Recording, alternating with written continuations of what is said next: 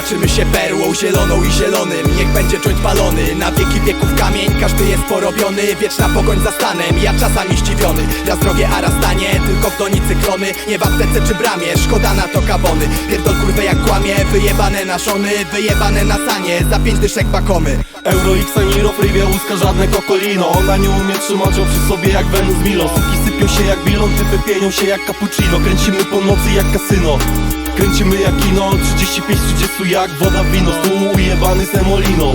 Nie zarobię z rapu, to zarobię w inny sposób. Blokowisko jest szorstkie, jest tu dużo śliskich osób. Najgorsze uczucie, kiedy dołek to przystanek. Jak to jest możliwe, że to dalej zakazane? Rutynowa kontrola, ty masz dobrze schowane. Co jest z tobą psino i co jest twoim panem? Niszczysz życie innym, to było twoim planem. Potem se niszczysz głowę na komendzie ganem. Wcześniej to robiły dragi skonfiskowane. Piesku, pora zapierdolić w klamę. Dzieciak, uważaj komu podajesz witę. Uważaj na żmije, bo mogą być jadowite. Przez osiedle z lizakiem na ścianach, świeży lakier. Teraz boba pakiet, kiedyś BMW pakiet. Aktualnie mi się nie przelewa, ale będą złote klamki na trapie.